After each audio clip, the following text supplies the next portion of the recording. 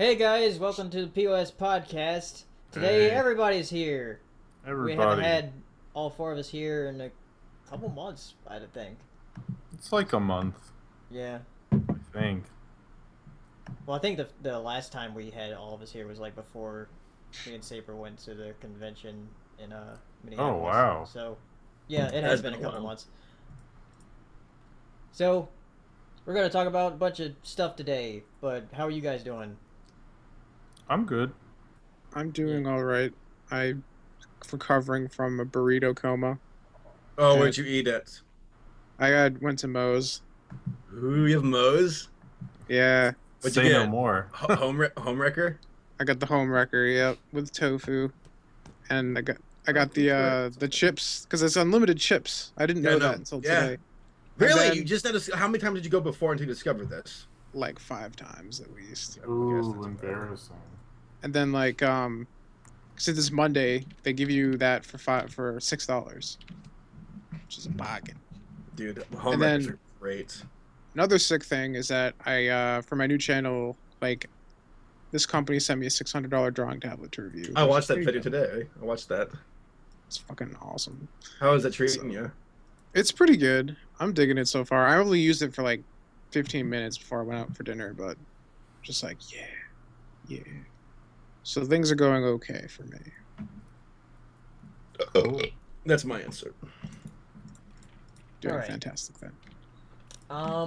So I guess we'll get right into it and start talking about some movies that me and Jim have seen that you guys can comment on as well, because they are like, you don't really need to see them to know what happens, because a lot of stuff is given away in the trailers they have. That's true. Especially the first one. So Terminator Genisys. Oh. Oh. Did we not talk about this last week already? No. Or? No, we didn't. We only talked about Comic-Con stuff last week. So we talked about, maybe I'm mistaken then. Continue. Yeah, but anyway. Oh. Oh. Oh, well, I was going to say, I actually read an article about what they're going to do with this franchise that they've already made release dates for the two sequels. Yeah, I saw that and I was like, wait, why? This was a terrible reboot, thing. Wait, so they're making two sequels, or they Yeah. were going to make two Well, sequels? they basically in modern Hollywood now, to show that you have faith in your franchise, you put out a release date. You put out release dates for the future sequels before the movie comes out to show that you have so much faith in this that you're saying that they'll make other sequels to it, which is kind of dumb when your movie like Terminator Genisys didn't do that great, and they're kind of hoping foreign box office brings it up, but it's pretty obvious they're not making Terminator Genisys 2 or Terminator Sega Saturn, or I don't know what they're going to call it, but Terminator you know. Dreamcast.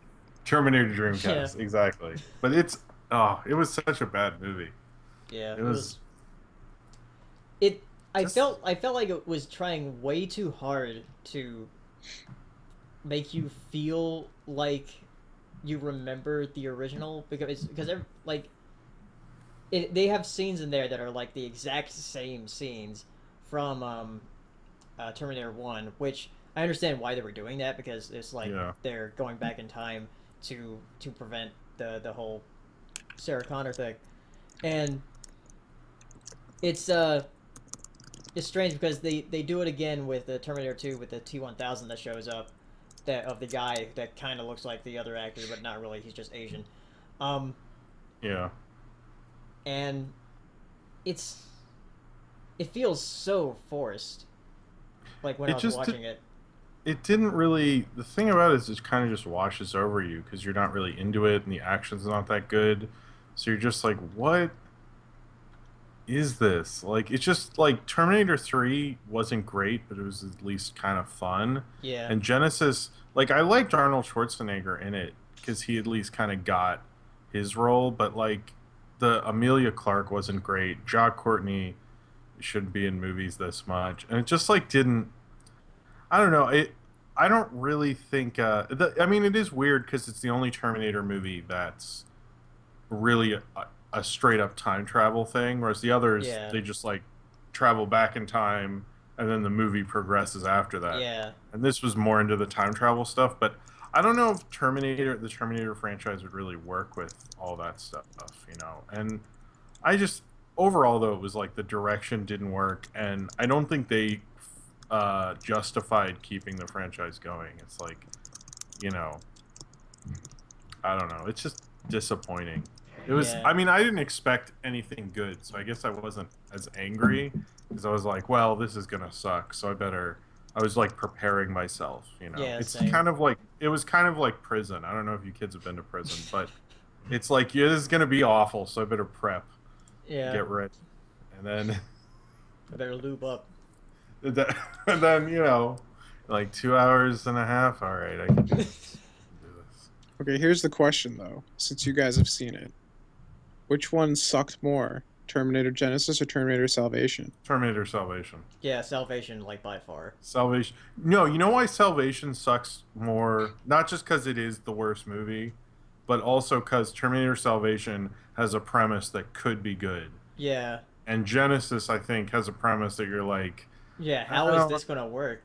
Because Yeah. I don't know... I don't think the John Connor twist would have saved it if I hadn't known it. I think it would have Yeah. saved it, like, a little. But Salvation, like, if someone was like, we're going to try another John Connor in the future dystopian movie, I would be Yeah. down for that if they had a good director. But if they're going to do it the way they're doing it now, it's like, I don't... Salvation. Except for the part where they play the GNR song from 2. Yeah. That was my favorite. And he goes, I'll be back.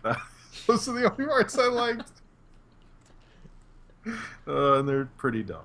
So Yeah. it was just so disappointing, but kind of disappointing in an expected disappointment. Yeah, very expected. Is that Cornholio with headphones on? Sorry, somebody requested this, and I had to make good on it. Oh, Okay, okay. then. Do you need TP? No, I just usually use my hand. What? I'm gonna make sure if I ever shake your hand, I'll wash my hand afterwards. All right. Yeah. You should. Next movie is one that we've been seeing everywhere, more even than when Frozen was out, is Minions. It's every freaking where. Do you think it's dying down yet as far No. as like the initial hype, or is it still getting worse? No, it's getting worse because, like, Did anybody besides me see Paleo's Twitter bitch fit yeah. yesterday? I did It see was, that. like, everywhere! You were fucking enraged, sir. Like, first it was, like, on, what was the first thing I saw it on? I think it was, like, on a box of Twinkies. And then Yeah. I saw, like, the Minions cereal in the cereal aisle. And then me and my dad went to McDonald's, and I saw it on the McDonald's cup. I was like, oh, God damn it! Can't escape the Minions, dude. It's I just impossible. don't get the the whole Minions thing is just me going, I don't get it. I don't want to get it. I don't get it. I don't get it, kids. You and your Lady Gagas and your Twilights and your Tamagotchis. I don't Here's get the it. thing, though. Do you think that the interest in Minions is what's causing the merchandising, or is it the merchandising everywhere that's causing the interest? Are I people think just kids- that susceptible to marketing? Kids like the Minions. Like, kids really, really like the Minions a lot. And Yeah. before they hit the blitz of stuff, like, they still sell a ton of merch, even when there's not a lot of it. They're just The Minions merchandise. are the reason Despicable Me 2 did so well. You think Yeah. so? Yeah. But the thing is about giving them their own The movie worst is thing that about those movies. they need someone to play off of. They need a straight man, and Yeah. without a straight man, it like really didn't work. Like, Like, Gru, they're the comic as a- relief. And if you make Yeah. a movie about just the comic relief, it's going to be horrible. well, they didn't. It's the same thing. Like, what they do is when they do these movies, they don't evolve the characters in a way that would make them work in their own movie. So it's just like they didn't really think about how to make it a solo film. They just made it. Yeah. They just took the Minions everybody loves, I guess, and put them in this animated thing. But it was not like people were laughing, and I was looking at them like, "Are you like demented? Like, what's going on right now?" Like, I know. I had to move to a row that was like nobody was sitting in, so I could like not be around those people. It sounds very jaded, but it's like, I mean, they were laughing like really hard at the movie, and I was like, "What?" yeah. I mean, it's Heather's making just like, there might be a shooting in this theater if I don't move right now. Whoa! There was that shooting. There was that shooting in Lafayette, and that's all I could think of was like, was it Pixels or Minions? Was it a double feature? No, it was Trainwreck, the movie that you could use the best puns if you're talking about a headline with a shooting. Yeah. I mean, it's horrible. Let's get that out of the way. Yeah, it's horrible. But it was a train wreck of a disaster. And sorry.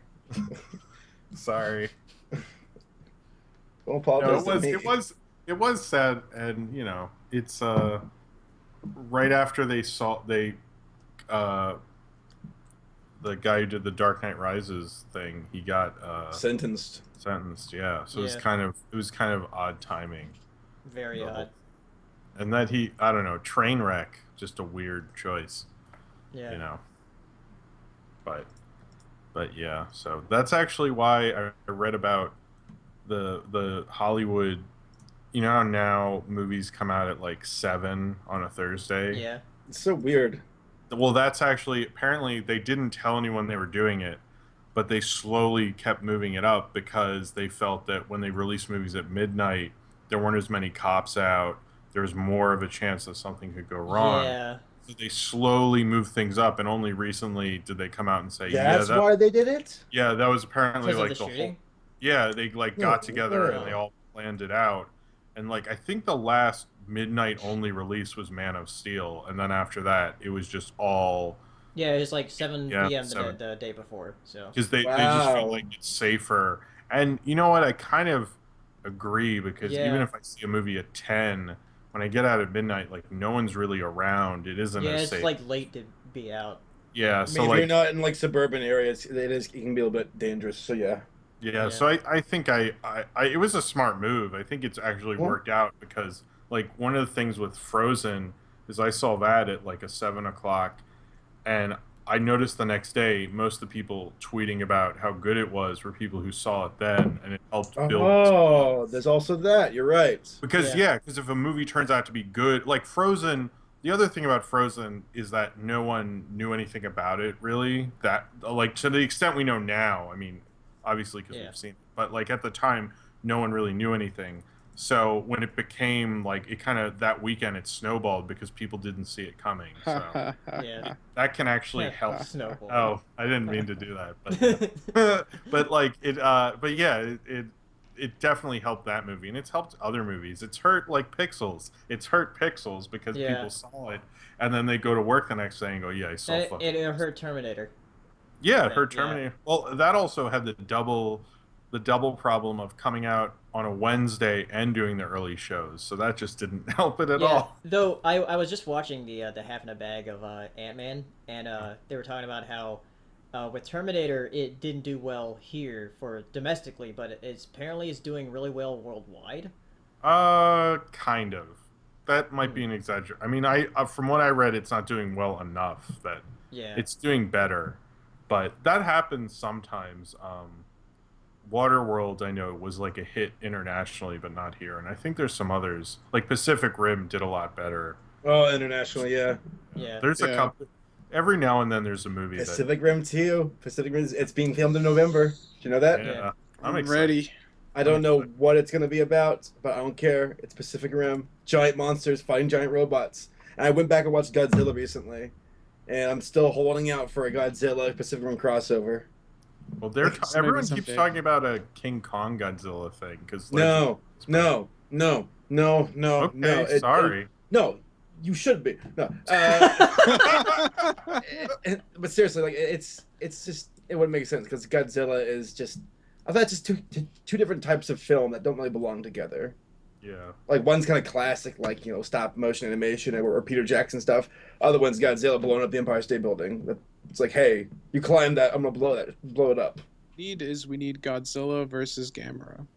That's true, but Gamera never really came over to America as big, even though Gamera. They should do it in Japan. I'll import it. I don't give a fuck. Yeah. Talk about what I want, not what the people. They're doing want. that Godzilla movie that's like a Japanese Godzilla movie that'll probably come out before Godzilla 2, American Godzilla 2. AKA finally a good Godzilla movie. Yeah. You know, no. In its defense, though, like I was reading about how often certain monsters showed up in films, like how often Jaws showed up in Jaws. It was like below 4 minutes. How often, you know, things like but the difference between what Jaws did and what Godzilla from last summer did is Jaws doesn't tease you.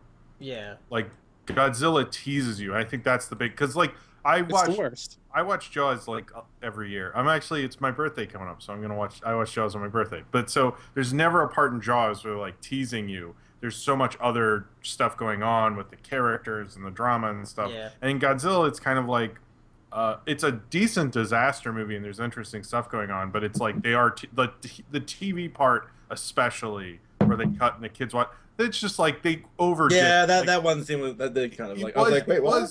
It was interesting, but I think it just, and I did like how epic the end part felt, but it just like it did get a little like they pushed it too far, and that was that director's niche with his movie before that. So like I know he's doing Star Wars Rogue One, Rebel One or whatever. Yeah, and I'm curious to see how he'll do a movie where he's not doing that gimmick, like because I think you don't see the X-wing until the last 4 minutes of the movie.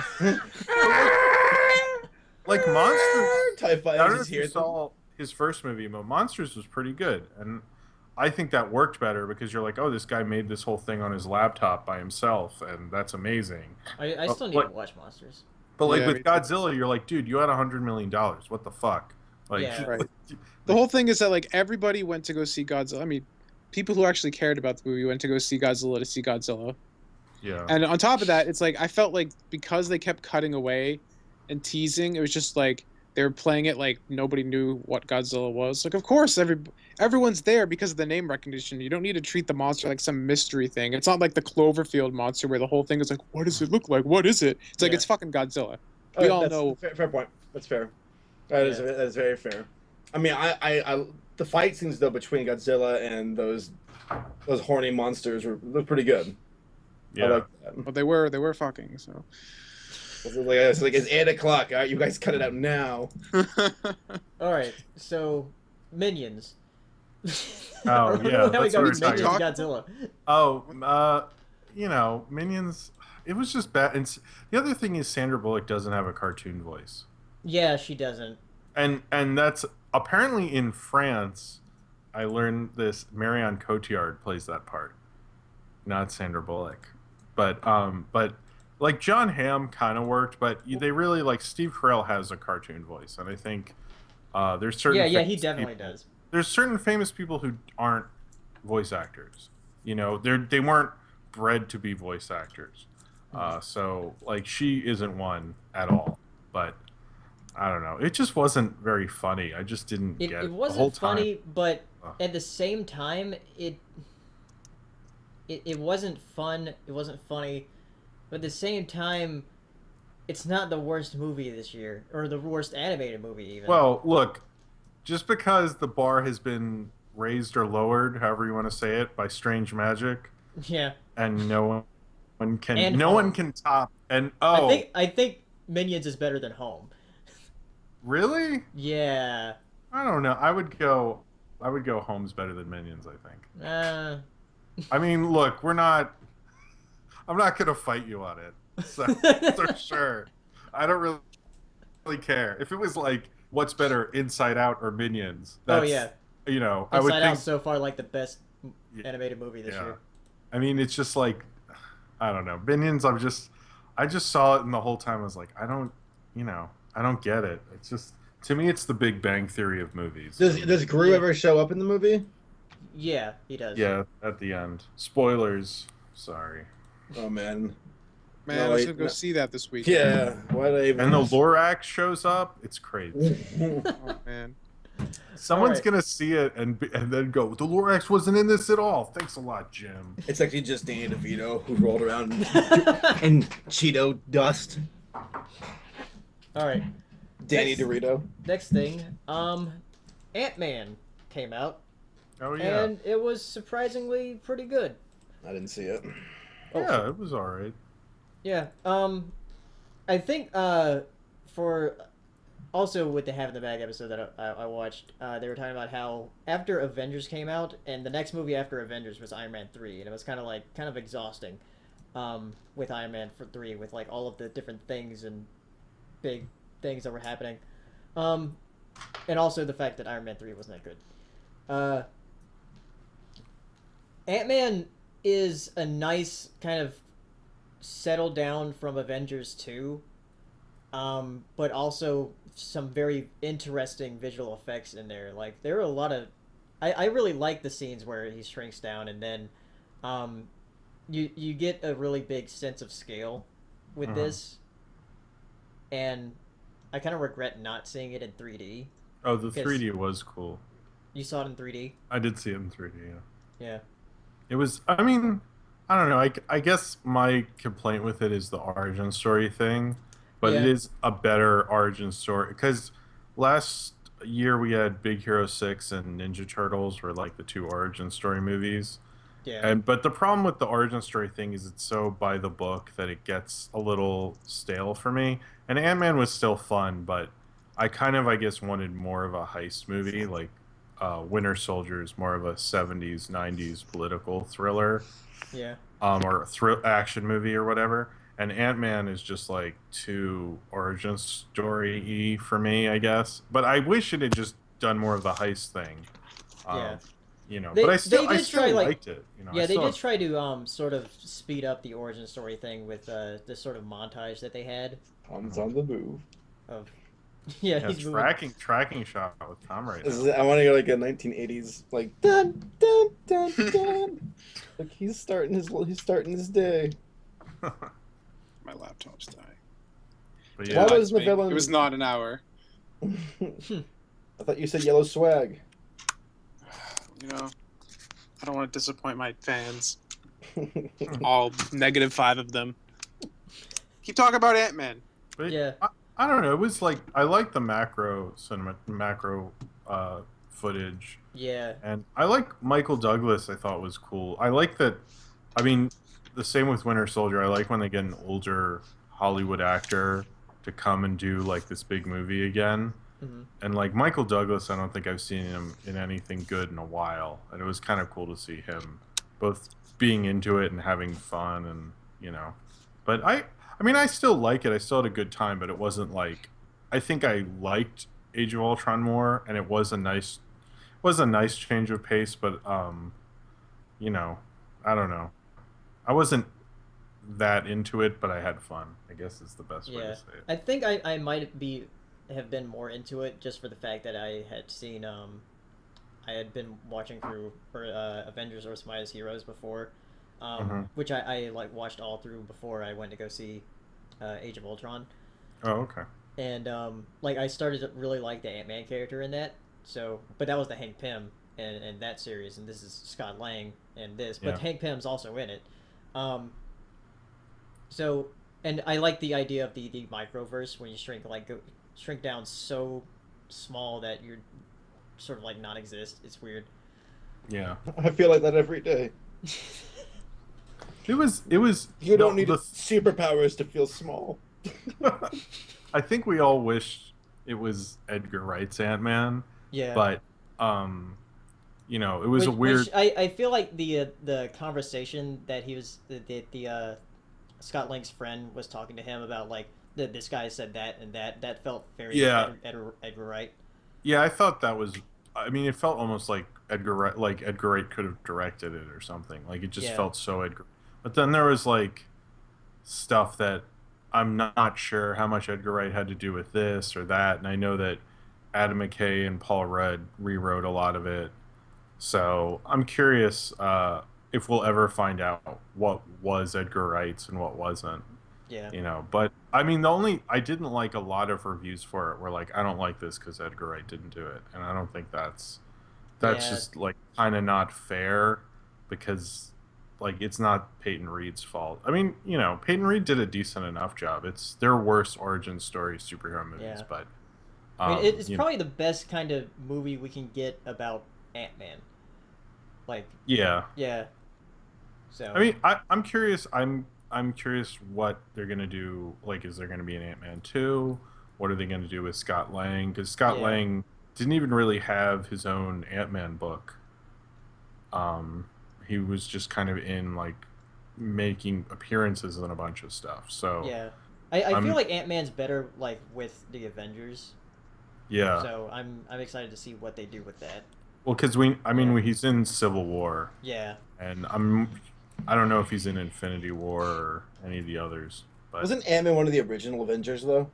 yes, Yeah. but not He was one of the founding members, I believe. like Hank Pym is, but not Scott Lang. But Yeah. in this universe, he's in the movies. Hank Pym was around before the Avengers, which they could do a whole show about, like his adventures before the first Ant-Man movie, which maybe Yeah. they'll do. You know, What's hard is like Spider-Man. That sounds cool. Ant-Man. There's just something about where I'm like, doesn't sound cool. no, it's not. It's not very cool. But No, I'm not trying to be mean. I'm just saying, like, just as a no, general no, I'm audience not. goer. I'm not offended by it. You know. It's like saying like Butterfly Man. It's like, no. Hey, whoa, Butterfly Man's the best. What are you doing? I'm doing Everybody exactly. You guys are all wrong. The Tick is number 1. Okay. Okay, that's wow. pretty Wow. cool. Okay, but Oh, the man, Tick, I love the Tick. I have too many Tick comics still. He's Earthworm the best. Jim. Why isn't that?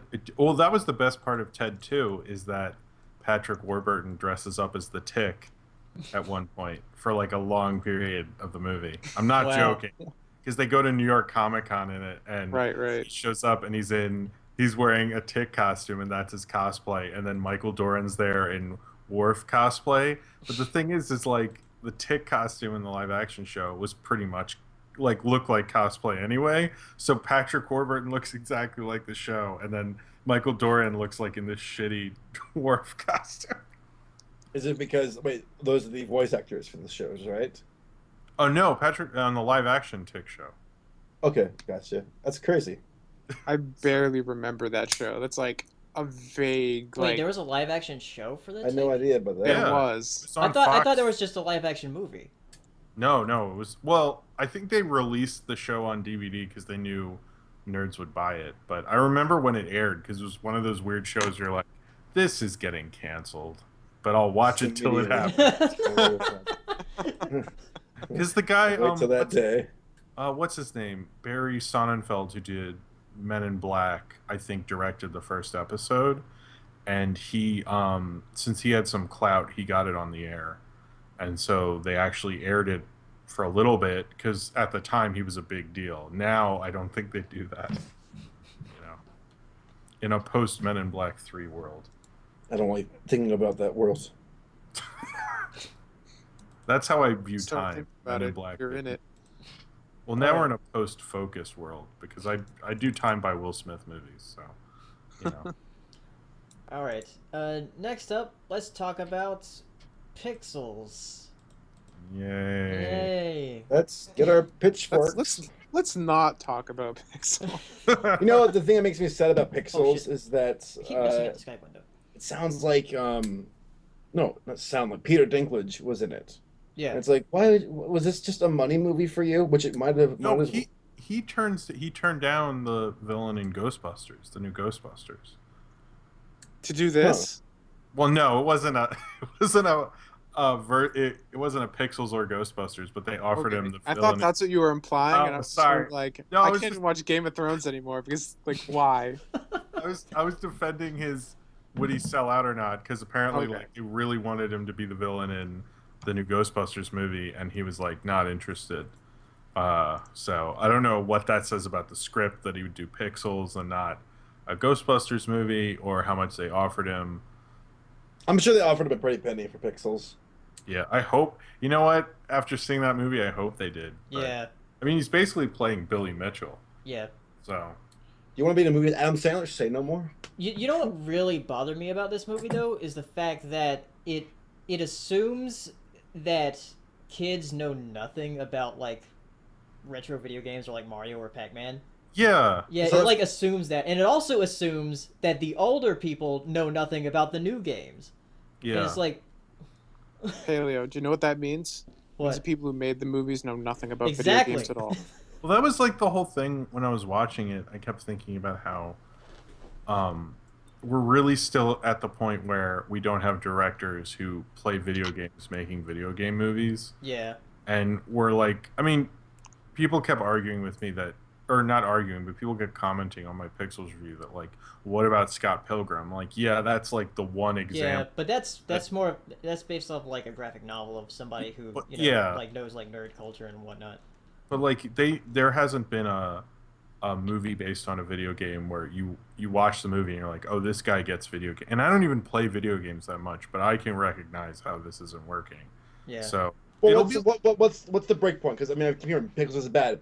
Pixels is bad. So what did they do wrong? Was it the video games? Was it the acting? Was it the story? What? I think you just listed all of the things that it. Oh, okay, good. That's my review. Let's put it on YouTube. The thing is that Pixels, despite like how bad like everybody says it is, I don't think it's as bad as everybody says it is. Like, it's not the worst thing ever. Like, there are people like are saying like some certain other movies are better than it that have come out this year. Okay. It's not worse than Strange Magic. Yeah, it's not worse than that. The Strange Magic has an edge there. And I think the thing that bothered me the most, besides the whole like assuming the kids and adults things, is the fact that the audience I was with annoyed me to death.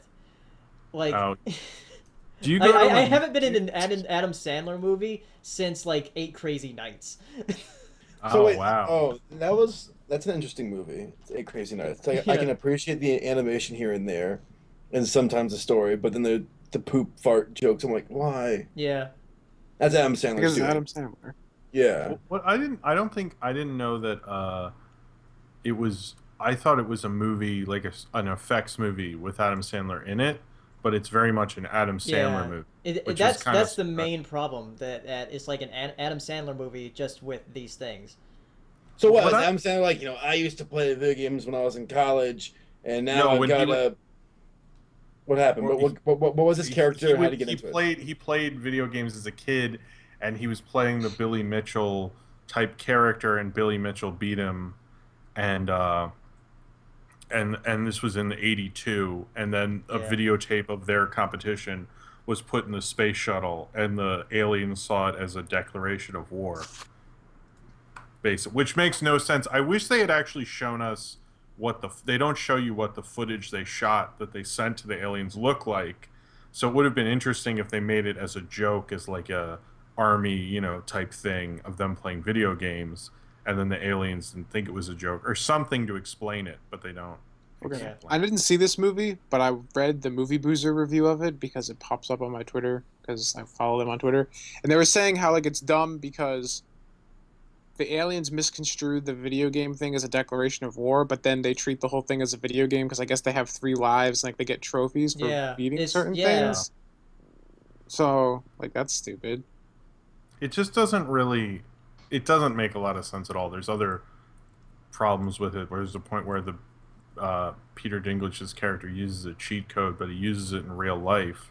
So how does in real life you can't use a cheat code even if you're playing a video game? Yeah, like how was he doing that? They don't explain it. What? Yeah. You been physics or something, or science? I don't know. It was the other thing about it, or with Adam Sandler, is like he doesn't look like he wants to be there at all anymore. Like he looks like why am I still stuck making movies? Like I hate this. But then why? Well, I understand the money part of it, but why does he make it so much about like an Adam Sandler vehicle? Why doesn't he make it an event movie and then he doesn't have to be in it as much? But it's almost like him as a producer makes it an Adam Sandler vehicle, but then his performance is like him dreading being in it. It's like a weird self-hatred that I haven't seen from an actor. Did they talk to Futurama at all before ripping them off? No, but actually, I noticed the guy who directed King of Kong was listed as an executive producer. Really? So yeah. Okay. So I don't know if he was close to directing it, or he's a really bad. Outside of King of Kong, he's done like Horrible Bosses and Identity Theft. Like he's a really bad director. So I love King of Kong, but everything he's done after that has been so awful. Like it would have been even worse had he had directed it. Basically, if you had like any desire to see Pixels, just watch the 2 minute short it's based on, which is called Pixels. But it was made in 2010. I read an interview with the guy who made it and his involvement making the movie, and apparently he was going to direct it for a while. Really? Yeah, and then for whatever reason he got kicked off it, but he got to shadow Chris Columbus on set, so he could learn how to make a movie, I guess. And I mean, Chris Columbus. What a bad deal. Yeah, well, yeah. The other thing is like, it's sad to see how far Chris Columbus has fallen, because he's the guy who did the first 2 Harry Potters, he did Home Alone, he did Mrs. Doubtfire, he's done a lot of big movies, and then he's directing an Adam Sandler vehicle. Like, you're like, whoa, Chris Columbus, what happened to you, man? Like, it's a little sad.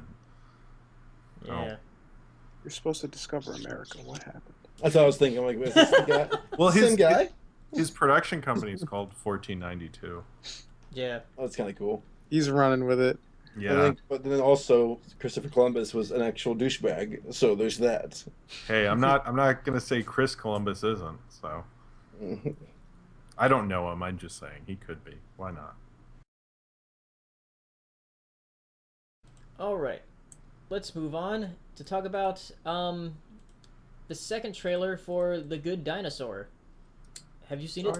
I saw that. Yeah, I saw it when I went to go see Pixels. I was trying to avoid it, so I wouldn't have like stuff given away to me, like kind of like an Inside Out, because Inside Out had a ton of promotion for it, and I saw like a lot of things, but still I really like the movie. But The Good Dinosaur, they're being very careful about what they show, because they're not showing a lot of the story really. They're just showing like imagery. It looks beautiful. You just know it's a dinosaur and there's a kid, and it's about all you know. I'm curious how it's gonna play, but it looks so commercial versus Inside Out, which I don't think anyone knew how that was gonna go. But like, The Good Dinosaur looks like very digestible for an audience, you know. Yeah. Paleo. I hate to interrupt you, but I feel like this is something like you need to know. I'm gonna forget if I don't tell you right now. Oh yeah, I did see that. Yeah. Which we'll talk about probably during the Q&A. Oh, okay.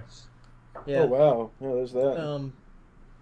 But for the Good Dinosaur, a lot of people have been saying they love the environments and everything, but they hate the character design. They do look a bit goofy, but I feel like that's part. There's a reason why they do look that way. Yeah, and I think the main thing is that the fact that the dinosaur's knees are so giant. Oh, that's true. I mean, I think it's different from what they usually do. I don't think Pixar makes things as commercial as this one, or as cartoony as The Good Dinosaur is, but I'm down as long as it's a decent movie. You know, it doesn't really the designs didn't bother me so much, but it doesn't look like the typical Pixar design. But that's also like, I feel like that's something that CG films have been trying to do, is like get away from because it feels like every design is the same. Like it gets a little boring after a while. Yeah. So I don't mind them changing up the design, because that's something that 2D definitely has on 3D, is that 2D every design is different, and in 3D it's like you're watching the same movie. You know, it's like the same studio. That's why people thought Pixar direct Shrek and stuff. Yeah. And actually, I've been watching through all the Pixar movies week by week, and leading up to this one. Mm-hmm. And I noticed that with their human designs, they slowly get better movie by movie. Like in Toy Story, they look really weird. Oh yeah, they do. Yeah, and then Toy Stories 2, they look slightly better, and then with Monsters Inc. with Boo, they actually look like, you know, a child. And then once you get to The Incredibles, like they have great designs. Yeah, that's true. Takes practice. What? It takes practice, I'd imagine. Yeah. Well, I remember when The Incredibles was coming out, people were wondering if they could do a movie that starred actual people in it, like if they were able to do that. Which obviously, Yeah, I mean, technical constraints of the time is like, I mean, that's probably why they did toys in Toy Story, just because they were fake, so they didn't, like, 3D didn't have to look great. Yeah. But yeah, I mean, I'm always wondering like why 3D all looks the same, and I guess it's because, I mean, part of it probably is just that you can't take as much stylistic liberties in 3D because everything has to be like done in 3 dimensions, so you can't, because a lot of the times when you do 2D art, like, you're not drawing realistic things. It's like the way that Blue Sky has to do Peanuts is a great example. How like that would never work in like a traditional 3D thing. You can't replicate the stylistic things that Charles Schultz did with Peanuts in a 3D model because like it doesn't conform to actual space and the way space works. So I think that might be why like 3D tends to look very similar, just because like you can't fudge like perspective and proportions and things like that as easily.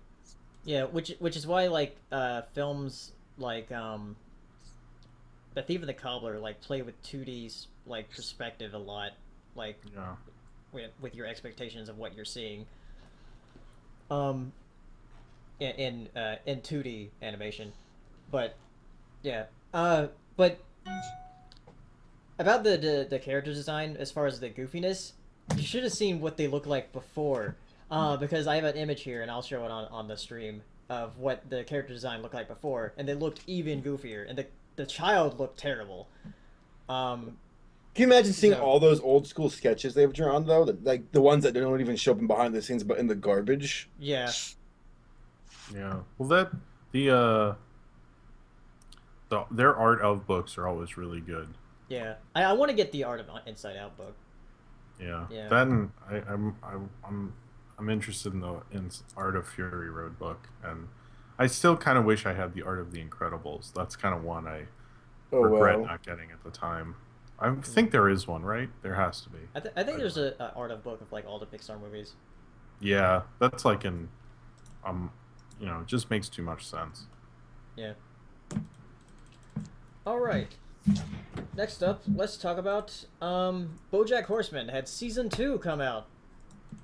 What a good show. Yeah. It was so good. It was very... Oh, damn it, I keep messing up the Skype window. What an amazing show. It really is.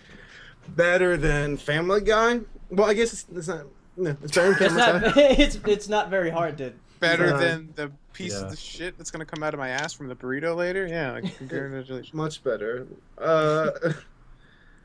It's a good show. I mean, just like how it took this turn of like...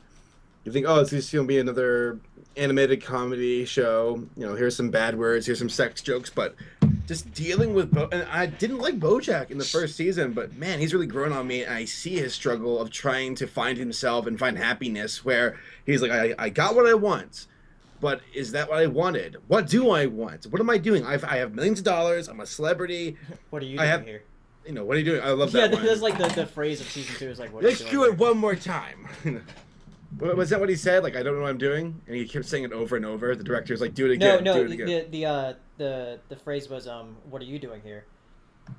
But what was the line he was saying there with the director? There was that one scene. What are you doing here? No, there was another line at the end. It's like I'm tired of going around in circles. Like, that's the line. That's it. That's it. And the director kept saying it. Do it again.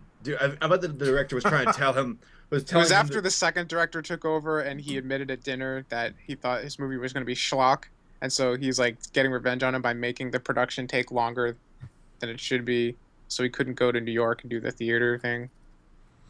Paleo's looking at me like he has no idea. Oh, that line. The catfish. Yeah. Oh, okay. Yeah, that's the thing. Because the characters are all great. I love the fact that you have that kid in the trench coat. It's like, I gotta go conduct a business, and it's. I'm still waiting for it to actually be a dude, and like this whole time it's just like a multi-season and like misdirect. Well, I'm waiting for that. I don't want them to ever to reveal it. Leave it alone. Let him just be just like that mystery. Yeah. One thing one episode of the season that I kind of really liked is the fact that when they address the fact that yes, these animals do eat the other animals. Yeah, That was a so- disturbing that episode. was really dark. Yeah. I just like really just like Because wow. nobody's knows chickens like chickens. That was fucked up. That was good. But I mean, all the characters are great. Like, there's not a single character that I don't like. Mr. Peanut Butter. I love how he's kind of like the opposite of BoJack, where he's just super positive, but he still has his own problems. And then you have what's the guy on the couch? Is it Todd? Todd. Todd. I love Todd.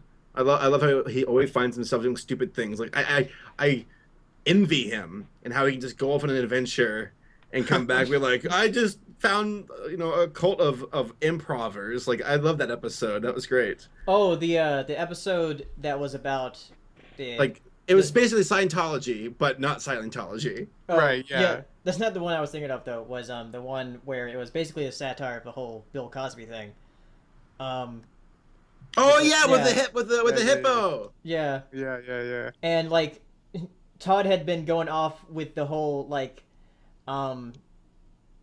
that one country that had a whole bunch of things going on, and Cordovia. Yeah, like there's this whole thing going on in Cordovia, and like BoJack and Diane were like, They just don't No. give a fuck. yeah, they're They're too like, wrapped up with him. they're like, no, this is much bigger than that, and he said, I don't know, I think this is pretty big. Oh yeah. I like how it's like saying that, our problems here aren't as big as somewhere else. So perspective. Yeah. Yeah. I'm sorry. No. Not I guess, but like degrees of separation. yeah, Where a movie shooting here in Louisiana is going to hit us a bit harder than hearing about a mosque that got bombed in Pakistan that killed 50,000. Oh, Yeah, that's a right. big bomb. Who? 50. Let's not go too crazy. Let's not give them any ideas.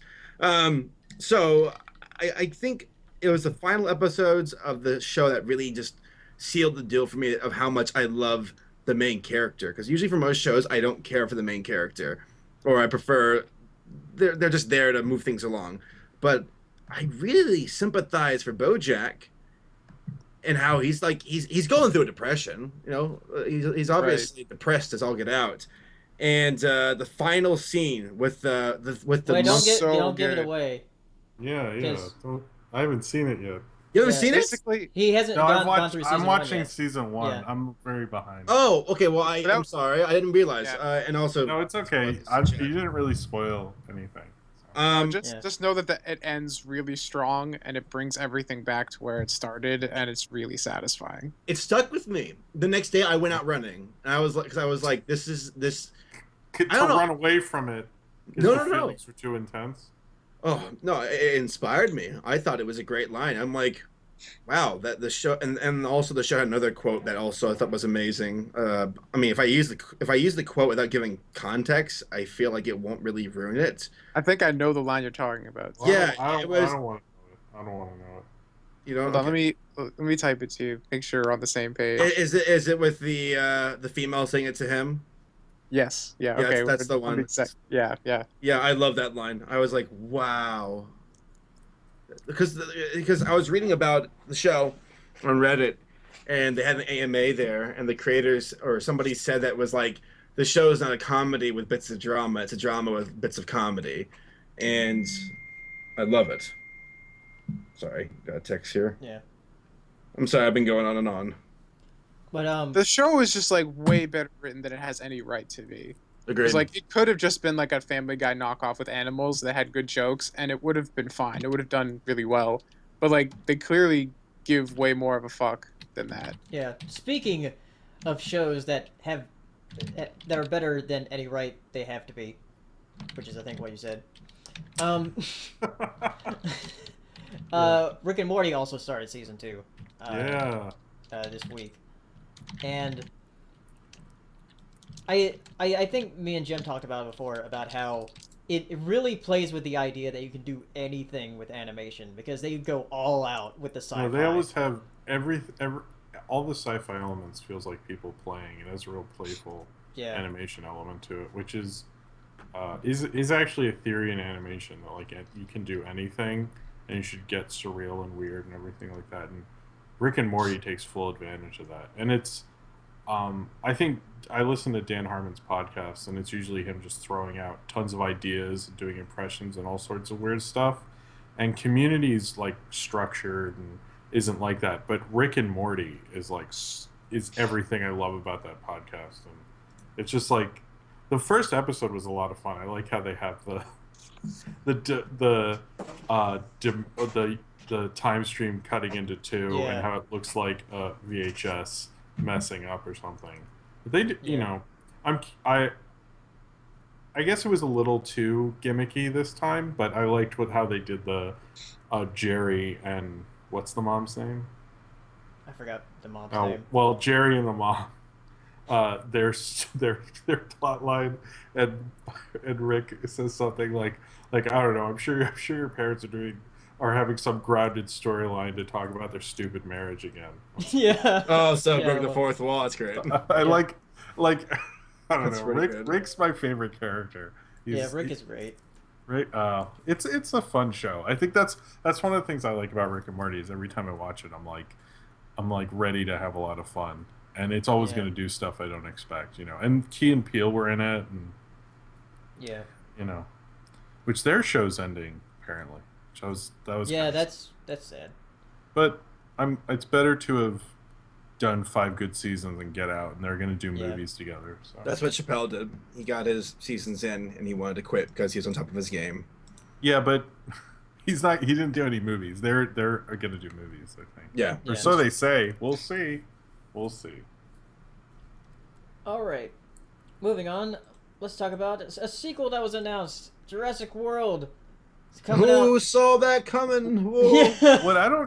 What is this going to be called? Jurassic Worlds?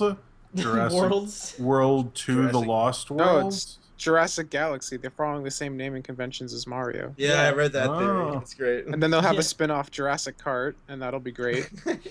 I Jurassic would be- Power Tennis. I would be down for the last two, Jurassic Power Tennis and Jurassic Kart. Like, His tiny Have them- arms. have it be like combined Fast and Furious and Jurassic World. I think that's something that needs to happen. I mean, Yes. That sound Vin Diesel racing with the The Raptors. Jurassic Kart. Raptors. Tokyo Drift. ooh, I like it. Or And Jurassic. Godzilla shows up. I'm not sure how they're going to continue it without it having the same problems that the other Jurassic Yeah, Parks like have. That's the part I'm really not We sure. went back to the park again. Like, are they going to go to an abandoned park? Because that, to me, is like the worst idea. Yeah.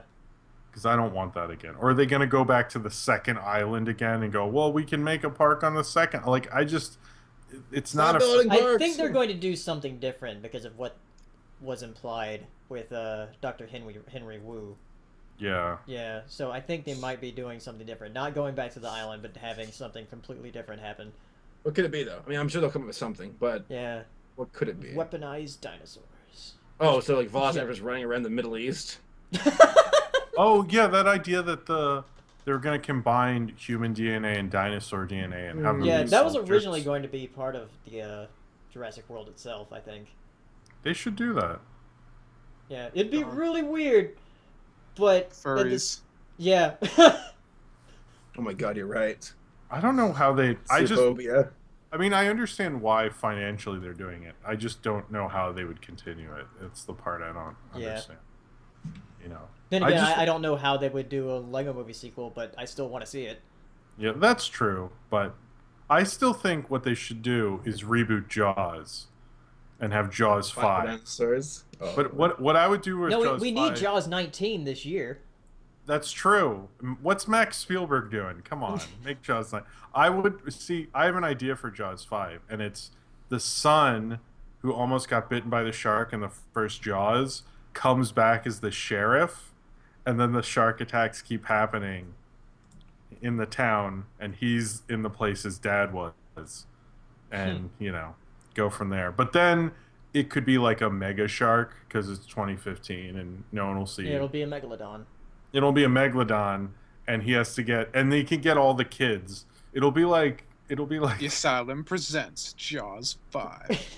it'll be like if you combined a pup named Scooby-Doo and Jaws, and made something that should not exist, then that would be Jaws 5. A pup named Scooby-Doo. Wow. Does anyone remember that show? Yeah. I do remember that It's a show. great show. That show was I always think- on whenever I was sick from school. It Oh, was. yeah, it was Yeah. on. Yeah, it was. Always. It's on at, always. like That's the only reason I 12:30 or know something. about it. I watched it when it was on Saturday morning, and it was like, oh, cool. No, Oh, I hated that. I want to watch good shows. Not. I was like, "Where's the cartoons? Where's Dexter's Lab?" It's like, "Nope, here's a pup named Scooby Doo, and after this, maybe Smurfs." And I'm like, don't want that. I didn't fake sick to watch this. Yo, Scooby Doo was pretty good though. Did you fake sick to watch like Pound Puppies or Snorks? Oh, Pound Puppies. Oh God. I saw the Pound Puppies have a musical episode. Apparently, saw- there's a movie. I didn't know that. What? Yeah, there's a movie for Pound Puppies. Didn't know that. It was an animated movie, just like when Care Bears and My Little Pony had their movies around the same time. Wow. And apparently, it's one of the worst animated movies. Oh, well, I can Well, how imagine the could? show isn't great. You know. All right, last thing on this list before we go to Q&A. Blip TV is going away in August. What's Blip TV? The thing that you watch Nostalgia Critic on, and only the Nostalgia Critic. Wait, so what's Nostalgia Critic gonna do? Probably YouTube, because he's been like putting like all of the Channel Awesome stuff on YouTube. So Oh, is he gonna do a Nostalgia Critic review of Blip TV, because then it'll be gone, so therefore it'll be nostalgic. So he'd be doing nostalgia for his own self. what? I got that. What do you people? I mean, wouldn't that Because that's if Blip is gone, that means it's nostalgic. It's no Yeah. longer yeah, current, so you should so do a he could review on be it. he could go He doesn't full even circle. do nostalgic things anymore. He just does stuff. Yeah. Yeah, Just I've noticed the critic. that. Like who's nostalgic for the Minions, huh? Remember that 2 weeks ago? Man, 2 weeks ago was so much better. Remember That's the 90s? nostalgic in tweet time. Well. Yeah, but Blip TV is going away. Maker Studios decided to shut it down. As far as like all the creators on there, are probably just gonna move to YouTube. So Yeah, gonna have to. It's better to be on YouTube because people can search Can and watch find you. your stuff. yeah. Yeah, and they'd actually watch you Yeah. on YouTube. The only thing is that a lot of creators on Blip use like copyrighted content to review, which is going to be a nightmare for them on YouTube. Yeah. So- All their We'll shit have will to get adapt. instantly. Well, I don't know. They're just gonna have to adapt or Yep. find somewhere else to go. I hear Daily Motion's blowing up, so. No, well, there's a thing though. There was a bunch of blogs that when there was 1 million video sites when YouTube started, and they actually put like the same video up on like every Yeah. video player site you can have, and every time it was the same video. There were some that had better quality. They even said this one has better quality, and people still just watch it on YouTube. Like YouTube always gets the most views, even if Because it's, it's the same. simple. Everybody's just like, I'm Well, used it's to like it. you identify with it, so like that's what most people watch stuff on. It's just and it's reliable. It's the most reliable of them also. So they should just adapt. It's time to move on. Yeah. Speaking of YouTube and adapting, Google Plus is being removed from. Yay! Yeah, I Wasn't don't have till any the like- info, but 3 years to see the error of their ways. yeah. I send my videos go to Google Plus, but I never check it. So if they're not Yeah, going I don't there, check it either.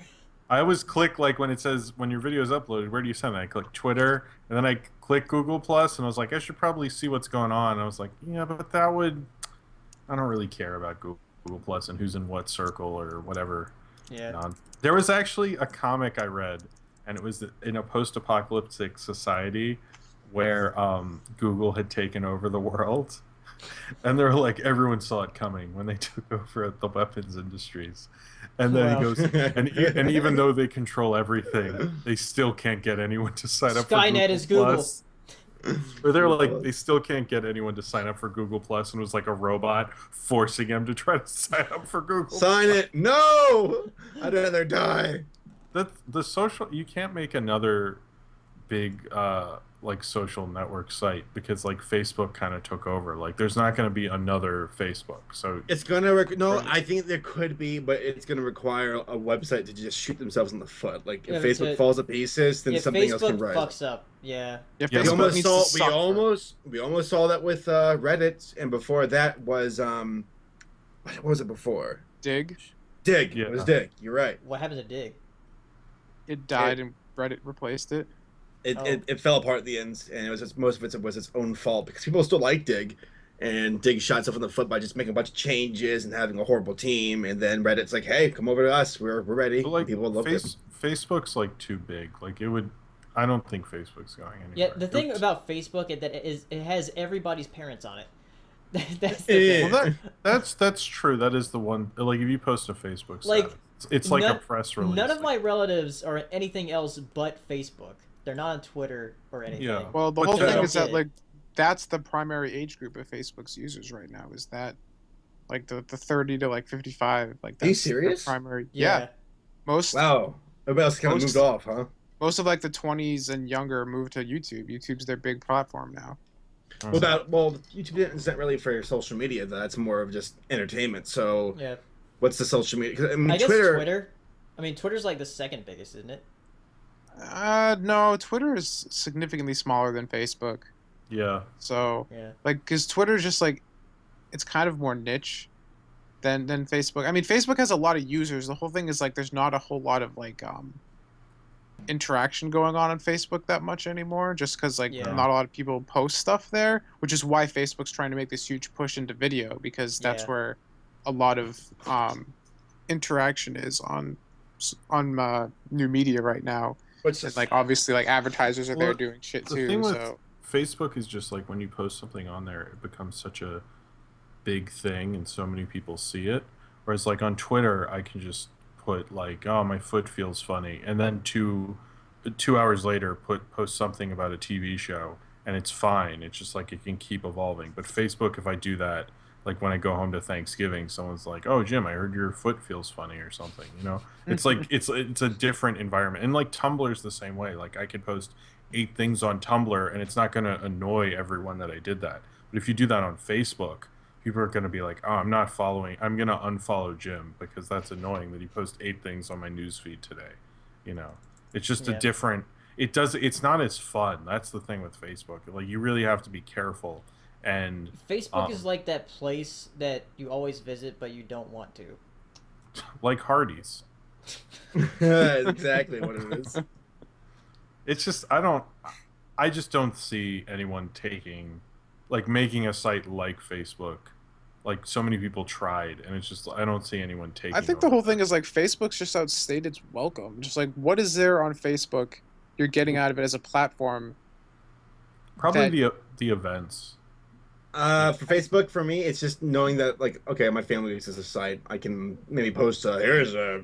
Or you guy. know that like if you were like, hey, who was that guy in high school?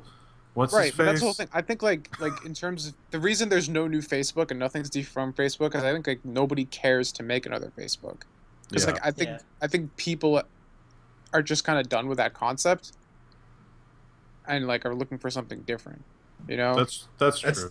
fair. Yeah. Like it's I not mean, even just it's not like with me and YouTube where I'm just like, man, I really wish there was a better YouTube. With Facebook, it's just like I don't even give 2 fucks about Facebook. Yeah. I'm not looking for a better Facebook because the I Facebook now think- isn't like bad. I just don't care. Yeah, I think it's the fact that like on Facebook, everybody uses, not everybody, but most people use their real name, and it's like, Can I yeah, make That's true. a quick observation? Also, I think Facebook's popular for people who interact a lot with a circle of friends they see a Locals? lot. Yes, Locals. because Yeah, we that's don't true. really do that. We don't. We have more online Yeah. friends, so we're like, I talk to my friends on Twitter, Skype, Tumblr, whatever. Facebook, it's more like I can see why middle-aged women might like it because they can show off the pictures of their grandchildren to their friends and talk about school and how they drink wine and like why they like the I mean, like Minions. Twitter's so much better to like get Twitter is like a get celebrity news and thing. I mean, yeah. Well, it's also you get news like anytime Yeah. a Yes. story drops, I'll just look at my news feed and it's there instantly, Yep. or it's on the trending topics. And Facebook's tried to do that, but you're not. You're just going to get what your friends are into, and the newsfeed there isn't great because it's not always instantaneous. And I mean, I only use Facebook as purely like a promotional. I think Facebook just has no focus anymore. That's true. Yeah. It's a big mess of like everything. It's trying to do everything because it's so big, and it doesn't. Twitter just focuses on like short, bite-sized, quickly, easily spreadable information. YouTube focuses just on video. Tumblr focuses just on like sharing like content that you find interesting, relevant to like your likes and dislikes and things like that, and having a stream of it just constantly coming from other people you respect. Facebook just tries to do everything, and like I think it probably would help itself to double down and focus on like just like this is a place for you to interact with people in real life and like really hone in on that, because that's the thing that really is its strength, because all these other platforms connect you with other people via interests that you meet online, where Facebook is like a place for you to like a place for friends or whatever. Like that's kind of what it was about. And no other social network focuses on that. But because like the internet's kind of become normalized now, and like so many people know people online are looking for sources, or like there's celebrities, micro celebrities online they care about, a lot of these new platforms focus on connecting you with information as opposed to people.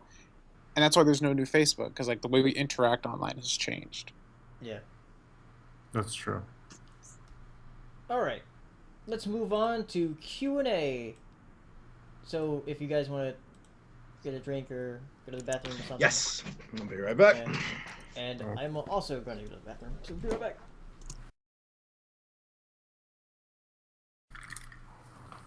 Hello. Here, so I can actually look at the chat too. No. How's it going? It's going. Cool. Trying to keep everyone entertained. I feel like we've been serious this podcast. Have you noticed that? Is that just me? I don't know. I mean, not like super serious. But I feel like, I don't know. I'm not saying that's a bad thing. I've just noticed that. Can't all be fun and games all the time. Yeah. I liked our Facebook discussion, though. Most people, for years when I talk about Facebook, go, no, there'll be a new one, shut up. So it was a little more productive. Oh. That's usually what I get. Wow. It'll be called... I feel like if there was going to be another one, it would have, like, emerged by now. Because, the time between Friendster and MySpace and Facebook was not nearly as long as Facebook and whatever.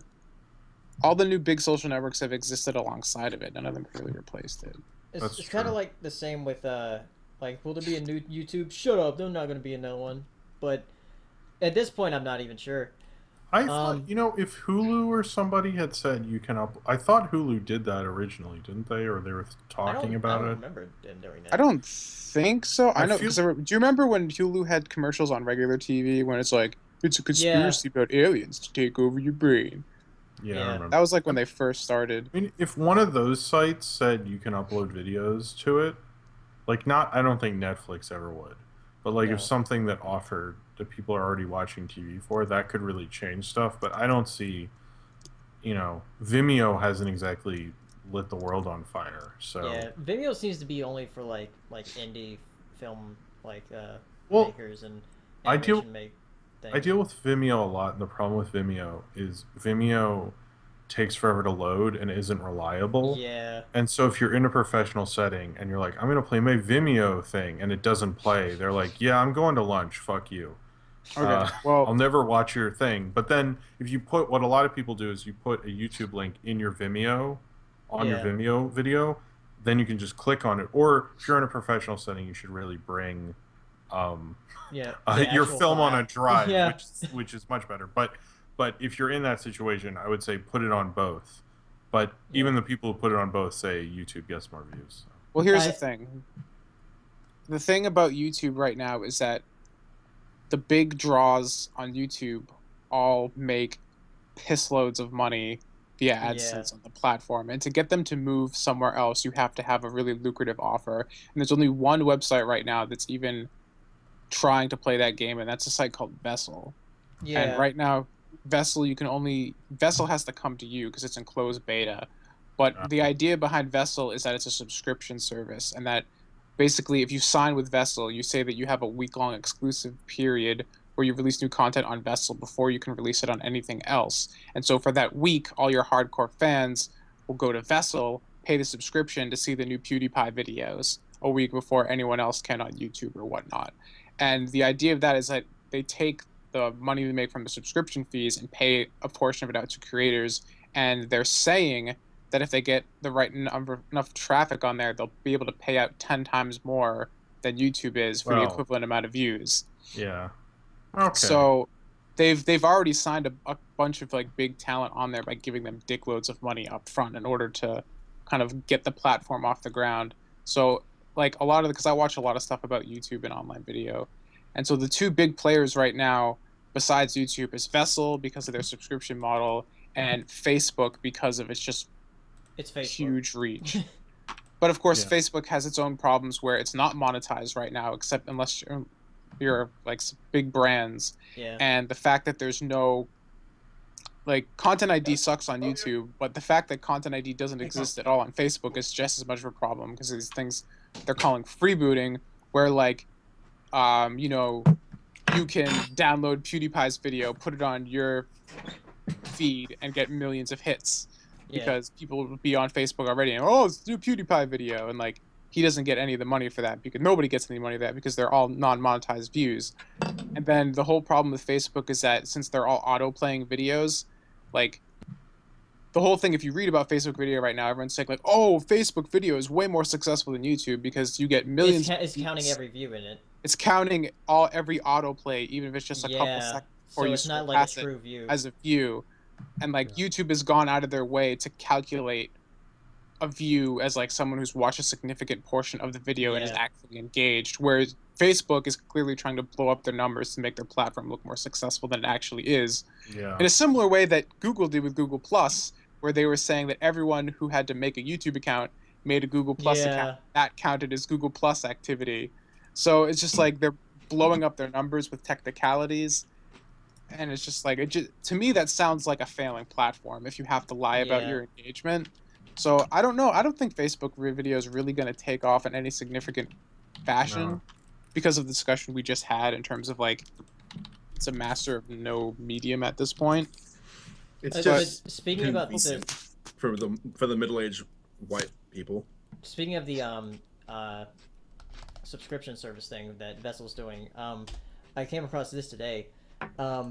It's about the whole ad-free subscription service that YouTube was planning on doing like last month. And they had like trouble with the major creators that were kind of like pushing against it. Now it says they have 90% of the creative community on board, and it's like, so are we doing this or are we not? Here's the thing: 90% of the creative community is the last 10%, like the top 10% of YouTube, because then that's like probably like 40% of their revenue.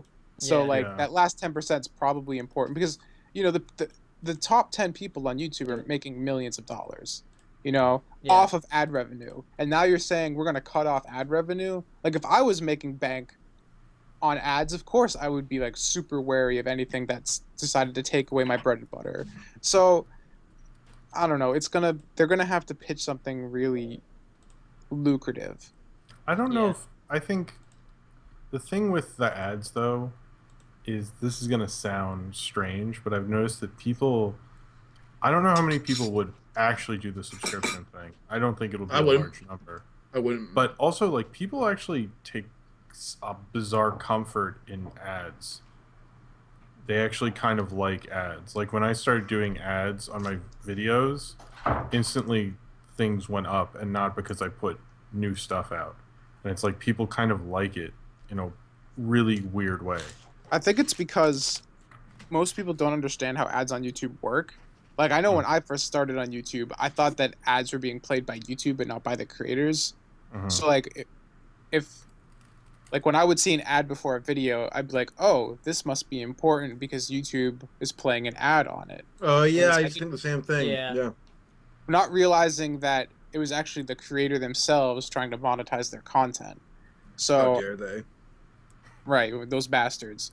But like, here's an interesting thing about advertising in general is because we have this weird relationship with ads right now where, you know, it's like the baseline way that we monetize content and allow freemium platforms like YouTube and Spotify and whatever to exist. But the whole thing is that like the point of advertising is to like sell products and services, and like that's how you get the word out about things. You know, like if I had a product or service I wanted to get out in the world, I would advertise for it. Like that's the only really way you can do it. But like consumers in general have become so jaded to the to the concept of advertising that like in order to make money, we're trying to get rid of advertising. You know, it's just like pay to get rid of this. Yeah. Like we're so jaded to the concept. So it's like almost like the whole concept of an advertisement has been so overdone and so oversaturated that consumers just turn their minds off to it. So it's just like the platform in itself is like giving you the option to get rid of advertisements, but then it's a catch-22 because how does that platform grow itself without advertising? You know? Yeah. So if everybody has no ads, then everyone's in a bubble now. You know, like you can't learn about anything else unless it's through like natural word of mouth kind of growth. Whereas there are some commercials that are nice to see where it's like, oh, I had no idea there was a new sandwich at Arby's. Cool. I want to go. I don't think ads are gonna, because most people don't want to pay. Like YouTube, the cool thing about YouTube is you can just go on it and it's there and it's free. And I think like no one really wants to pay for that. I mean, you could say it's like cable TV. Like no one thought anyone would want to pay for TV back in the day, but cable TV gave you something different. Yeah. It wasn't like CBS was like, no, fuck you, pay me. And like that's cable had like niche channels. Yeah, like so, I don't think, which isn't quite much of a thing anymore, but no, but like I don't think I don't know if it would really work. I mean they can try it, but I think it'll not be as successful. Yeah, the whole thing is like in order to not be on a freemium model, you need to have a really compelling value proposition. And I don't think a lot of people have that. Like that's one of my something that's really gonna be interesting with Apple Music going up against Spotify is because Apple Music, they only have a free tier for 3 months and then it's like $9.99 or nothing. Yeah. And I don't think that Apple Music has enough of a like value proposition to get people using Spotify to move over to it. Well, because they have some exclusive content and then Spotify has some exclusive content, but the whole thing is like if you're entrenched in the Spotify ecosystem, even as a free user like I am, like I can't move my playlist over to Apple Music. I can't move my music collection over to Apple Music. So it's just like, what is there to get me to want to subscribe to that? I just don't see it happening. And especially since they don't have a free tier, like I don't listen to music enough to pay the $10 a month. So like to me, Apple Music's a non-starter, and I don't see a platform, not just Apple Music, but just like a premium service in general online now, because we've come so accustomed to the freemium model.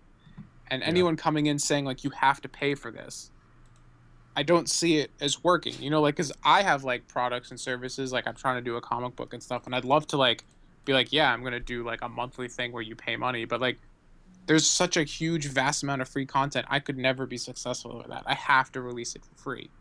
Like people are just accustomed to getting. There's no way you can really. Also, do you know about the Apple thing where they automatically on the if you sign up for it, you have to like actually set it for when the free trial ends for you to not pay for it. Like there's something in the settings or something. I'm not exactly. Yeah, like once you entered the free. But apparently a lot of people works like that. Because like they're expecting. Yeah, well, they're expecting to make millions of. They're gonna make because it's Apple.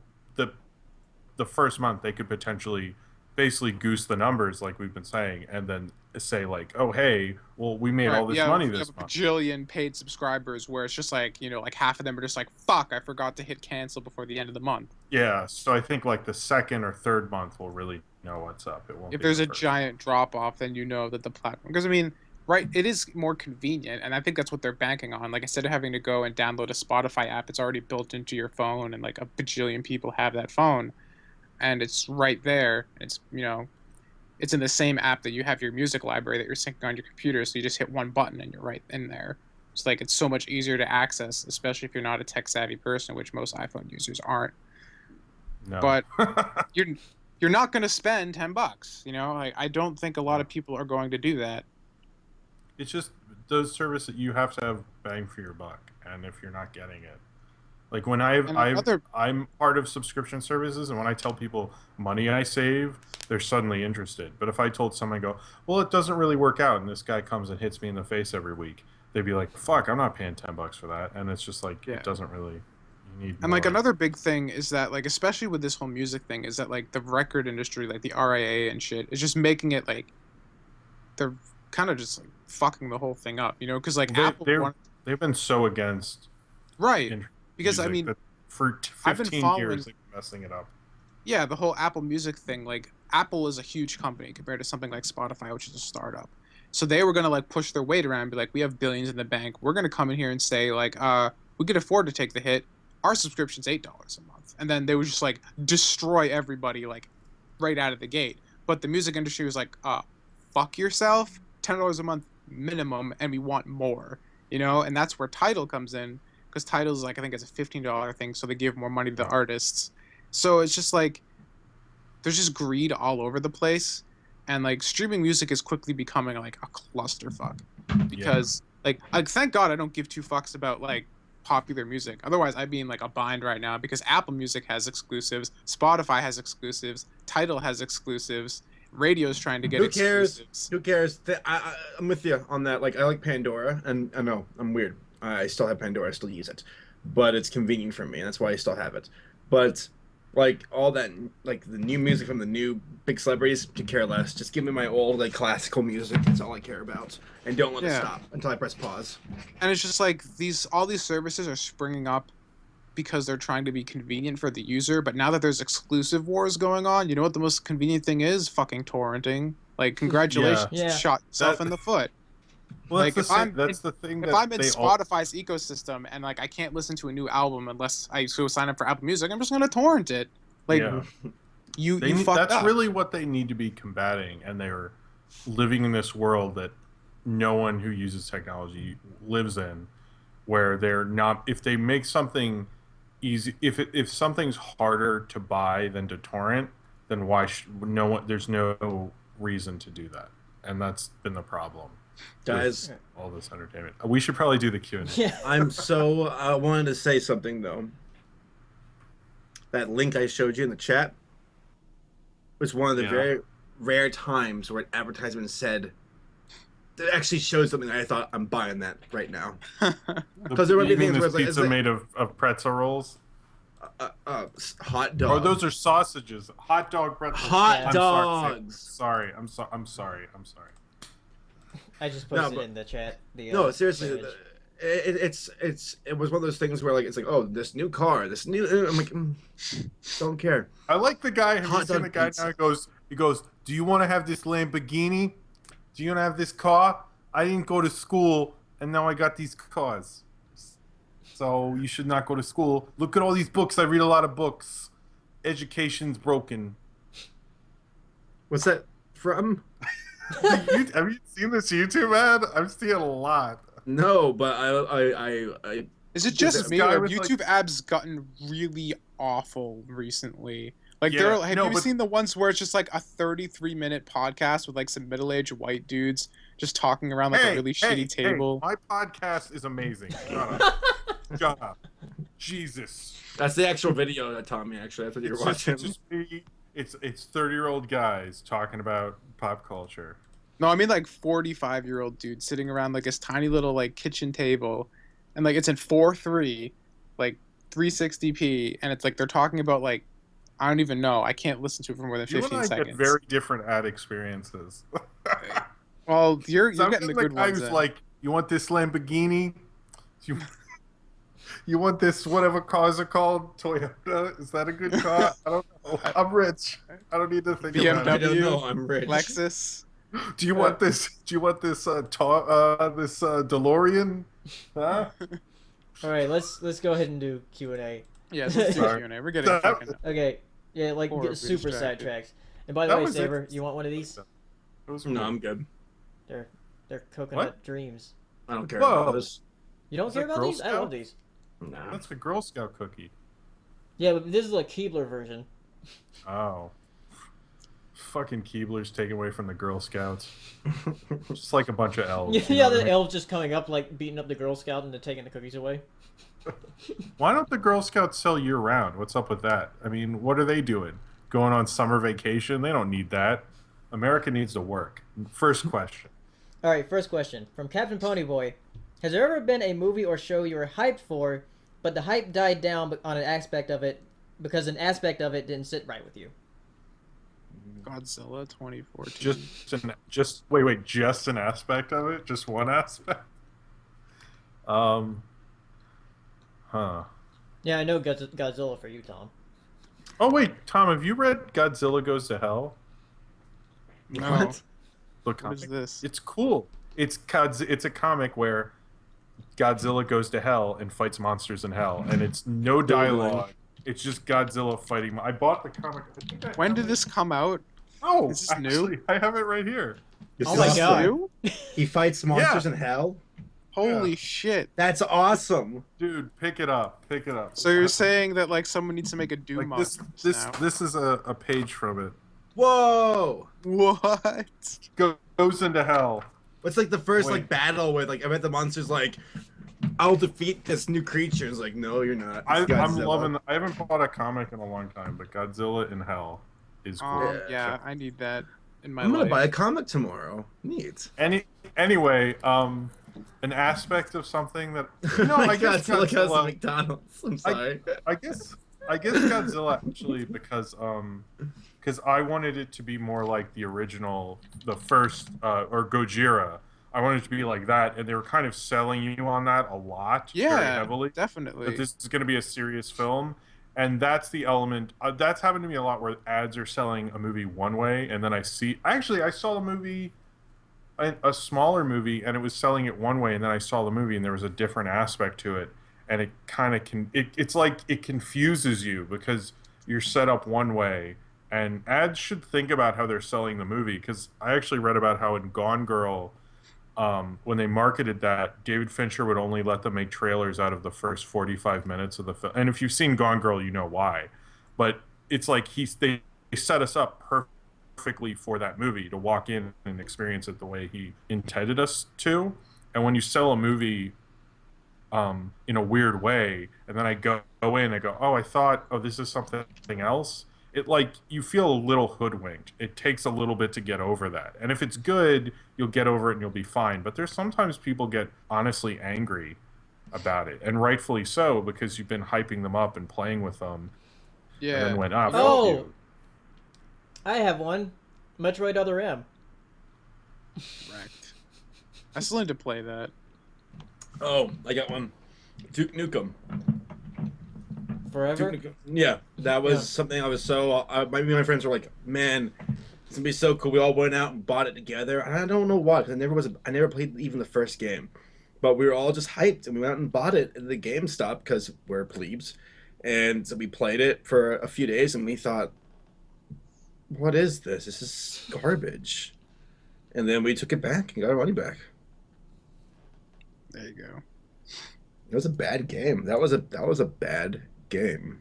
Yeah, that game went through development hell. Alright. Here's a question from Sam. What would it take to make a generally good movie based on a video game? Like what director, actor, etc.? Well, Well, Warcraft looks really promising with the people that are behind it. let me add a quick note though.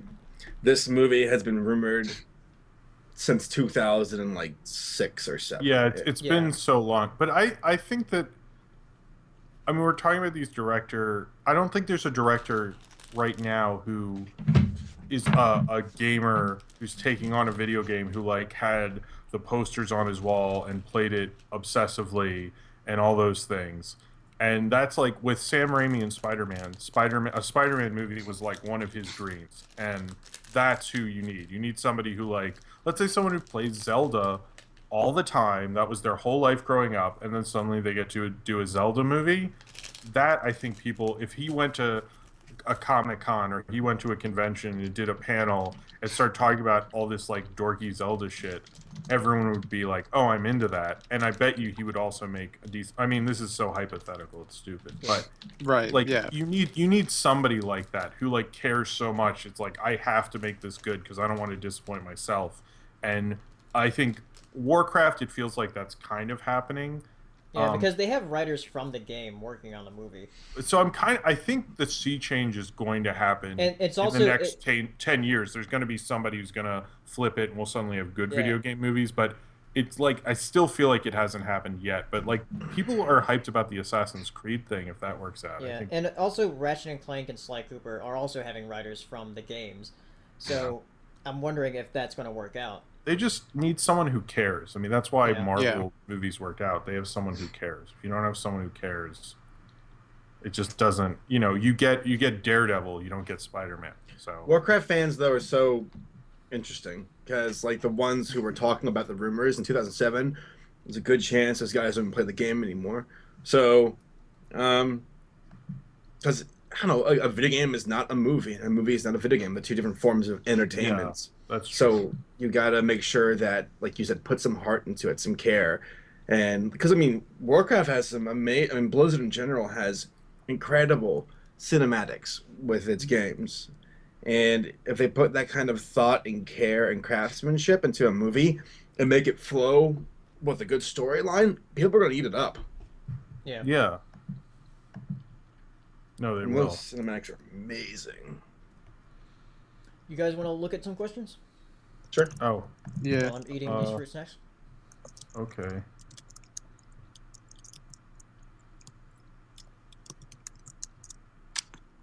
As none of us.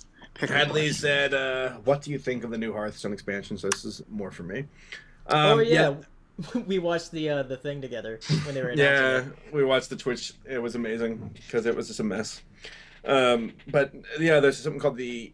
It's funny because in Warcraft it's called the Argent Tournament. Wait, Grand Tournament. The Argent Tournament, but they're calling it the Grand Tournament. Let me see. I think they have it here on BattleNet. The Grand Tournament. So yeah, it's they introduced a new game mechanic called like Inspire, and that has to do with like the hero powers. So it looks cool. I mean, I'm excited. New content comes out, I think, next week or something, or next month, and they'll make their money, and I will give my money to them because I want to play it. It's not a Blackrock Mountains. It's not an Extramus. It's just like, here are new cards. Yeah, I it's think a booster pack. Yeah, there you go. And I forget how many new cards. I think it's like over 130. 130? Okay. So I'm excited. And the new game mechanic will mix things up because right now, I mean, the game right now has a lot of different decks, which is good because for a while before it was just like hunters and that's it. So I'm excited. Here's a question from Amiibo for Everyone, which will never happen. Sure, Reggie. Have you seen the new Diamond play button? That was revealed at VidCon. Apparently, for YouTubers... I did see this. Yeah, for YouTubers that have over 10 million subscribers, get a Diamond plaque. What? Who has over 10 million What? subscribers besides PewDiePie? There's a few. There's like There are over a few. over 10, I think. Who are they? It was like the ultimate cock slap. What's Yeah. a slap? That's really insulting to those like Gang Grums or John Tron or it's like, I mean, it's something to aspire to, but like that's like less than a handful. I don't know. There's almost something kind of like Wait, is it made of like real diamonds? no. That's if it's real diamonds, know. then yes. Is it so? That's like the kind of like instead of getting a gold record on YouTube, you get, or is that? Oh, it's diamond because the RIAA made those diamond plaques starting in the beginning of the 2000s that they'd give out to people who'd sold more than 10 million copies. So it's like, I get it. Yeah. I just got it. So, but in that case, if you have over a million, you should get a platinum plaque from YouTube. If they're If going over a that- million, you get a gold one. Do you really? Yeah. Yeah. And if you get over 100,000, you get a silver one. And that's what we're aspiring to. A silver one. I've given up. My new channel has 2,000 subscribers. That ship has sailed. Digi's gonna get one probably within the next month or two, though. I think Black Griffin should be getting one here soon. Race might be getting one. How He'll much? get How one. much? He'll get Yeah. one. How much would you get for one of those plaques at a pawn shop? That's kind of what Fuck off. That's like the only thing that would ever give my life value. Just like, you've wasted your life away on YouTube, but I did get a silver plaque. That's like, oh, you'll be homeless and go, it's my plaque, leave it alone. No. I'm gonna go to a welder and just make me a plaque and be like, this one is special. No, you know what I'm gonna do? It's made Get a of plastic. welder, take my plaque, have it melt him down into an awesome YouTube sword, and I'll just start killing all the YouTubers bigger than me, like fucking Highlander. Yeah, there you go. So everyone, if you Every subscribe plaque, to me, you kill everyone with a plaque and you melt them down and make your sword stronger. I'm Game just of saying, Thrones style. Oh, look, guys, I'm just saying, if everyone subscribes to me, I will make this happen. I won't kill you guys. Everybody subscribe to Jim. Oh my god, denied anime. His comment in the chat. 100,000 is a participation award. No, that's 10,000. I don't want it now. Dang it. Oh man, now I kind of want this sword made of hundreds of. It would look like the Final Fantasy sword. Dude, you gotta just like have all the plaques and just like have the Iron Throne and just sit on it. When it comes to YouTube, you either win or you die. No one can review pixels but me.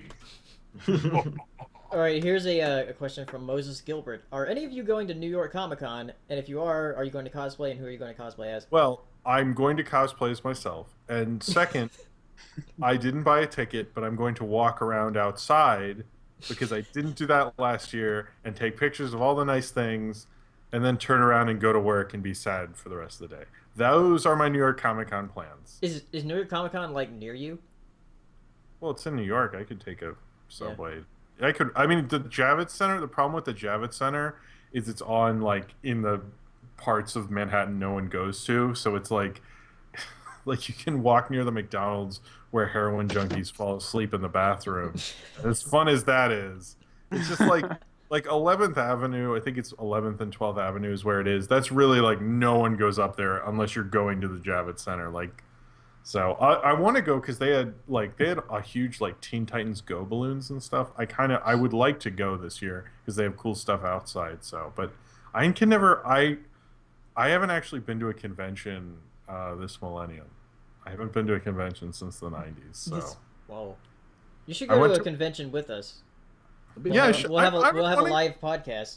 I've been wanting to go to a convention but I think half of it would be me going like, what is all this? This is so different. Because I used to go to comic conventions like in like, I don't know, they were a lot smaller and like everyone was kind of just chilled out and stuff. And I get the impression it's not like that now. So I think it'd be a weird experience as like. It's pretty intense now. Because geek culture is mainstream now, and it's reflected in the conventions. Like SDCC, of course, is a fucking madhouse. I went to New York Comic Con in 2010, I think, because I almost got an internship out of it, but it didn't pan out. Oh, sorry. Oh, because you're. But I did go to Comic Con for free though. That was cool. But I mean, I would like to go, but it's expensive, and it's like kind of hard to justify spending that much money to be admitted and then to buy a bunch of shit. I'd feel you have to go with friends. You can't go by yourself. Every time I've gone to a con by myself, I've wanted to hang myself by the end of the day. If you go with other people though, it's because then you're there with people. For me, it's with people I'd never get to see outside of these conventions, and just have a good time and dick around. So even if you're not really doing anything, you're doing nothing with people you really have fun with. I don't have a group to go with, so I think that's my. I mean, if a convention. Well, you're talking to 3 fucking losers right now who go to conventions all the time. Of course you have a group. Okay, well, if New York Comic Con wants to do a live POS podcast, I'm down. Yeah, we'd probably have to go to like a smaller convention. You need to. Well, if a smaller convention wants to have. Jim, by next year, if your sword is forged in the blood of your victims, you should have more than enough subscribers to get a POS podcast at Comic-Con. Oh, yeah, that's true. It's your job now. Step up to the plate, make it happen. Okay, well I have to get the sword and all that stuff. And then I guess I'm immortal? That'd be cool. Yeah. That's not cool with the plaque, but from the people you kill gives you another year of life. Whoa. Wait, for real? Maybe. I don't know. Tom's like, I want to see how far this will go. I only have 2,000 subscribers. I don't know shit. I'm a scrub. That's 2,000 lives, dude. Well, you know me. I don't want no scrubs. A scrub is a guy who can't get no love from me. He's hanging off the passenger side of his best friend's ride, trying to holler at me. At you. Yeah. I don't think so. You guys got any more questions? I'm sorry. Let's. I could have. You know what? I could have kept going with no scrubs. You could have. That's what we got here. Sorry. Digital Aerox. I can't even pronounce that. It says what Just Digital franchise? Digital. Is that how you Arrow? Yeah, Oh. because the X's are just There's decorations. X's on either Yeah. side. I always Yeah. fuck that up. Digital Arrow is what franchise do you want to see burn? Oh, Terminator, and it already has. Minions. Oh, Yeah, well, that never Really? will. yeah, unfortunately.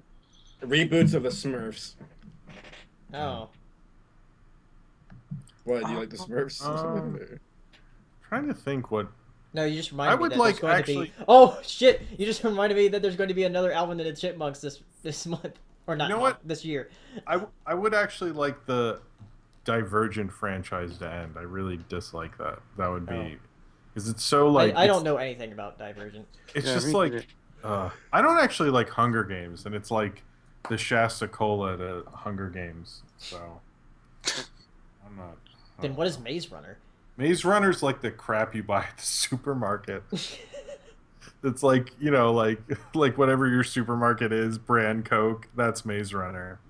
Or is that City of Bones, the Mortal Instruments? I don't even know what that is. That's like the soda the homeless guy makes. You mean urine?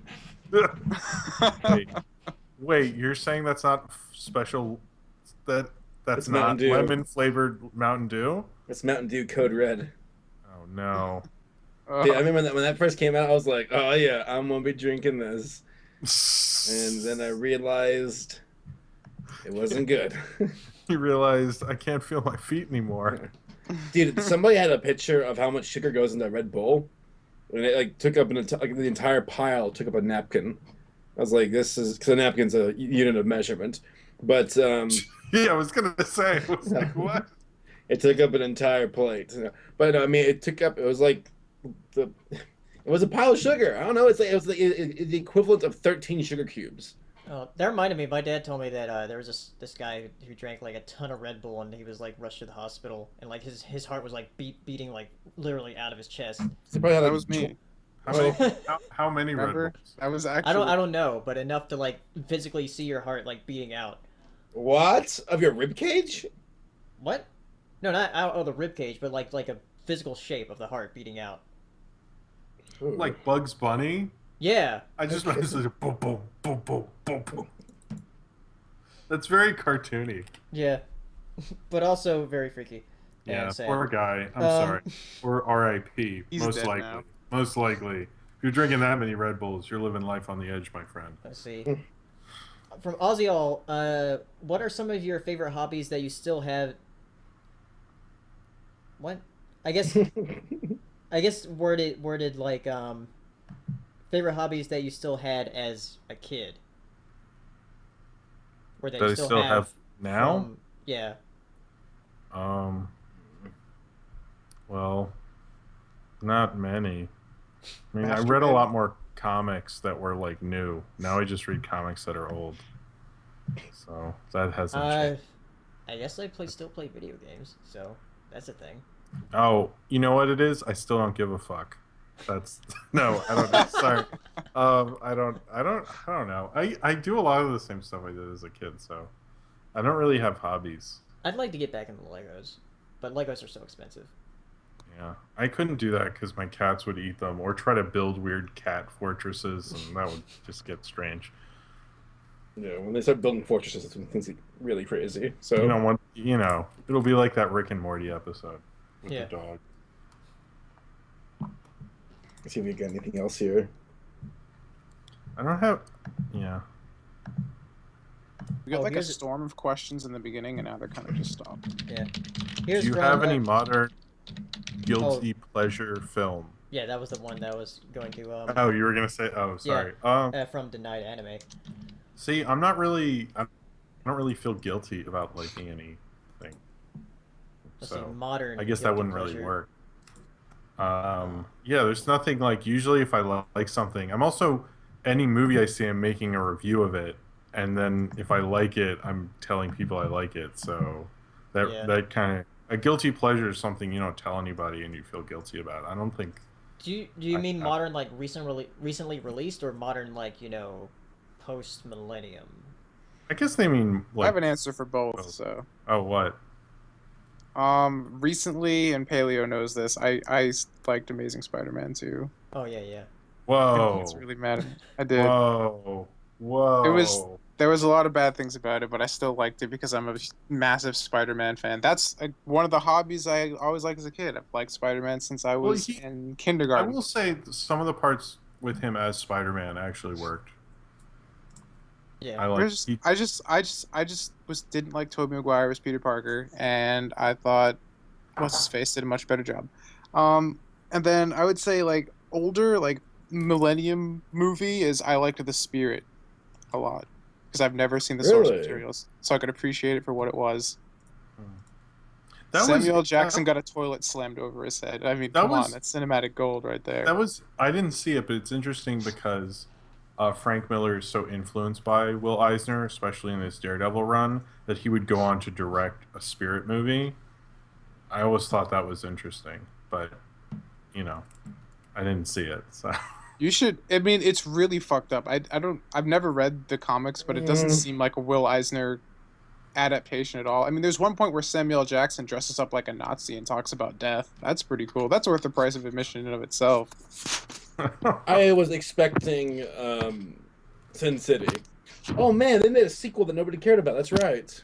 Yes. Yeah, that. Oh god, that was so bad. That was like. What? I never saw it. So what did they do wrong? There's a couple things that it was never going to be as good because they took all the best stories and made the first one. So it was already doomed to fail in a certain regard. But the other thing, now I have to remember A Dame to Kill For, which is not easy. Oh, is that they had a short story at the beginning, a long story, and then a story at the end.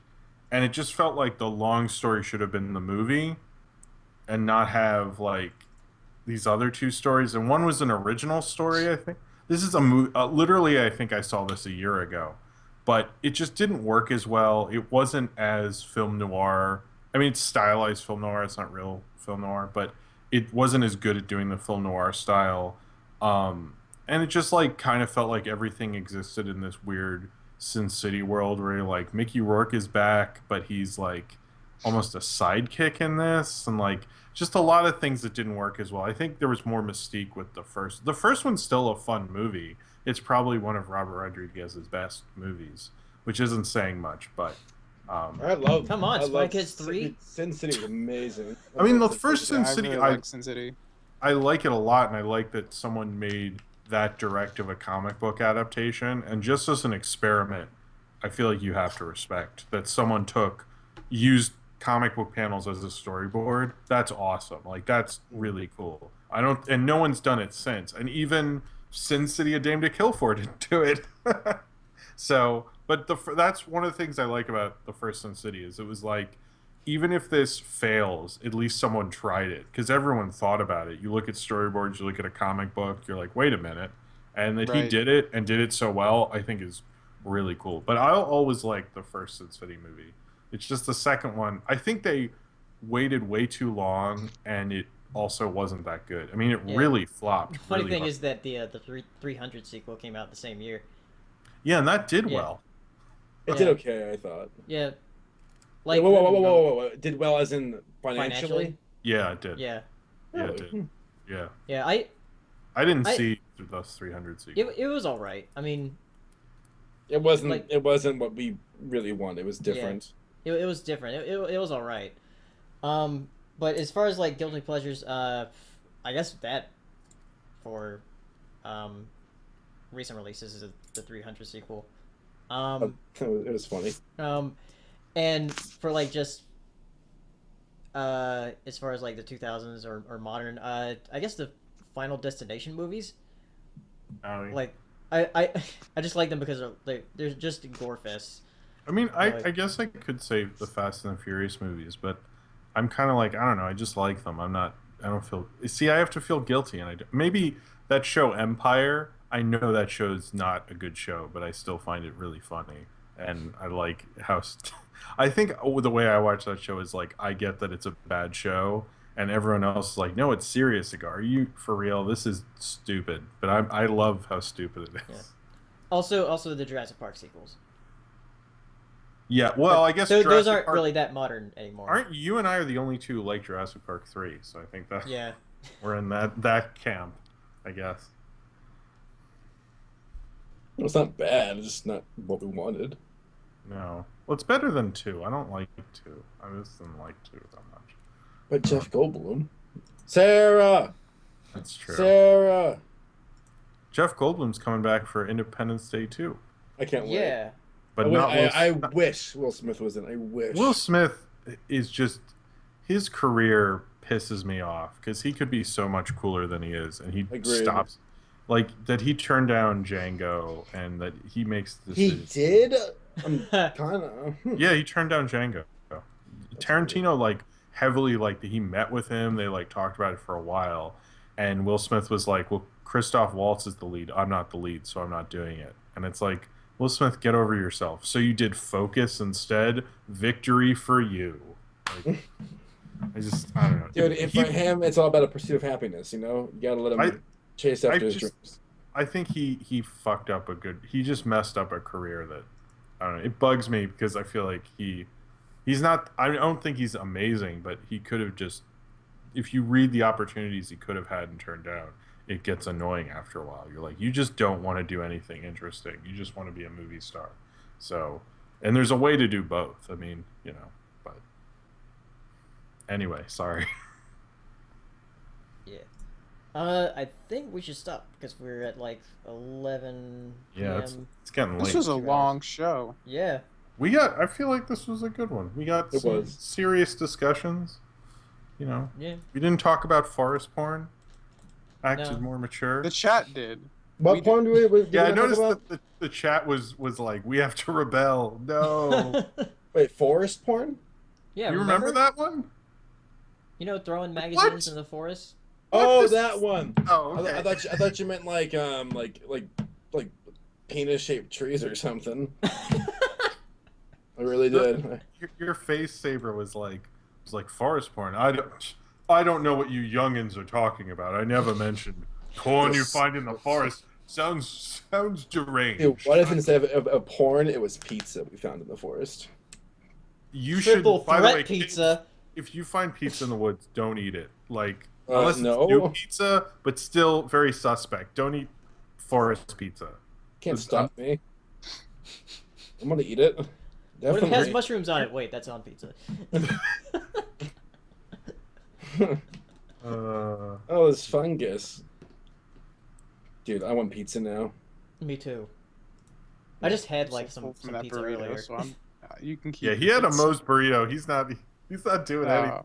He's not even getting up after this podcast is over. This is where he's sitting all night. It's true. I've had Moe's. I know, guys. I know. Dude, that's so good though. It's good going in. What kind of? I mean, it's not gonna wreck me. It doesn't. What kind of food? What kind of stomachs do you all have that fall prey to these diarrhea attacks? I mean, I have a vegetarian gut, so I mean, there you go. Oh, that's right. Never mind. Oh yeah, you're screwed. Uh-huh. That's not even tofu. They put that in chicken grease. You're screwed, man. I'm sorry. I'm dying. Wait, what? All right, Bailey, close us out. All right. Thank you for coming out to the POS podcast. Thanks, guys. Thanks we'll for see showing. you in a couple weeks. Wait a minute. What? In a couple of weeks, me, Saber, and Tom will be at RunnyCon. Oh. Isn't that next week? Yeah, that's next week. So What? it will Is be it- the Monday after that. Like, wait, when are you guys getting back home? Because we're all leaving on Monday. Next Monday? Yeah. Well, hold on. No, not next Monday. The Monday after. Should we Like, should we we get end back. the podcast and then discuss this? Yeah, Or just- I guess we'll discuss it. Anyway, yeah, see you in maybe a couple weeks, but maybe not. We'll figure it out. Well, Stay yeah, tuned. we'll figure it out. Yeah. So Follow us all on see ya. Twitter and Yeah. have the Yeah. update. Yeah, follow us. We'll tell you. See Somebody. ya. Shameless plug. Maybe him. Or him? Yeah. Which way? No, Some- you had the other way. Okay, no, yeah, that way. Okay, yeah, all right, yeah, whatever. Okay. Okay, Cool. see you guys. See ya.